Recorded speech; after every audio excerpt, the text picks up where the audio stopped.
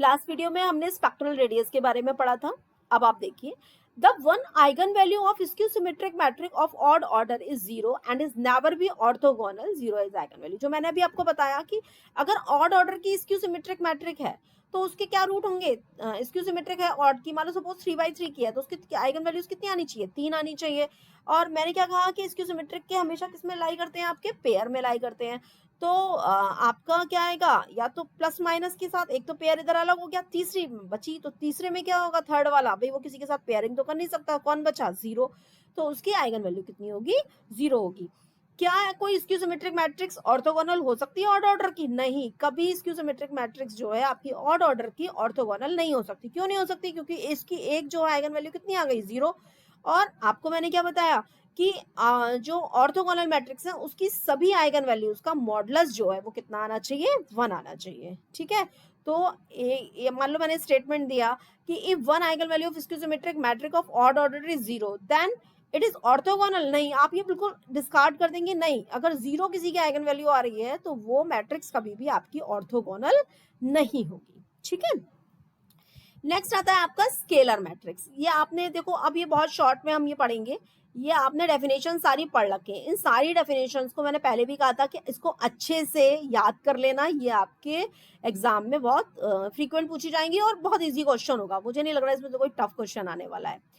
जैसे ये मैट्रिक्स है आपकी A is equal to capital A is equal to small a into I, scalar matrix है। ये आपको पता है कि एक हमारी क्या होगी, मैट्रिक्स होगी और उसकी सारी की सारी डायगोनल एंट्रीज क्या होंगी, आपकी सेम होगी। ठीक है, तो A is equal to A into I आ गया, ये स्केलर मैट्रिक्स है। अब मैं आपसे पूछूं कि इसकी जो है आइगन वैल्यूज कितनी होंगी। ठीक है, तो मैं अभी यहाँ से शॉर्ट में आपको बता देती हूँ कि कैपिटल A की जगह आप क्या रिप्लेस कर देना, स्मॉल कैपिटल A की जगह स्मॉल x रिप्लेस कर देना।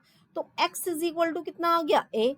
ठीक है, तो इसका मतलब स्केलर मैट्रिक्स की, या a की जगह आप किस क्या रिप्लेस कर देना, लैम्डा। आपको लैम्डा अगर निकालना है तो लैम्डा रिप्लेस कर देंगे, तो लैम्डा इज इक्वल टू क्या आ गया, a।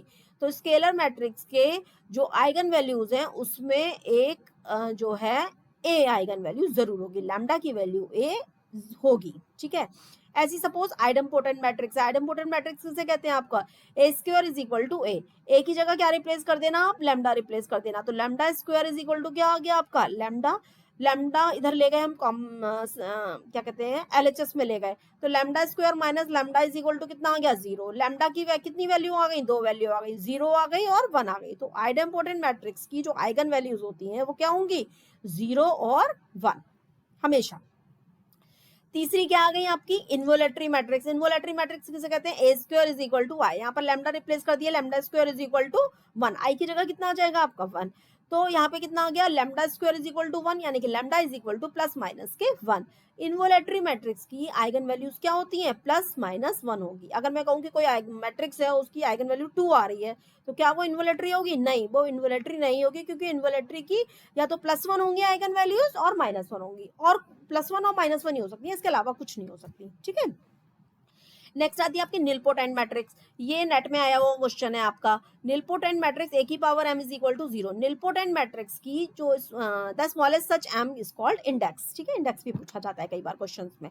तो ए की power m is equal to zero. Nilpotent matrix की सारी आइगन वैल्यूज जो होती हैं वो जीरो होती हैं। इसमें नेसेसरी एंड सफिशिएंट कंडीशन पूछी थी उन्होंने कि नेसेसरी एंड सफिशिएंट कंडीशन है। हाँ, अगर किसी मैट्रिक्स की सारी आइगन वैल्यूज जीरो हैं तो वो निलपोटेंट मैट्रिक्स है, और अगर निलपोटेंट मैट्रिक्स है तो उसकी सारी की सारी आइगन वैल्यूज क्या है, आपकी जीरो है। ठीक है, इसके बाद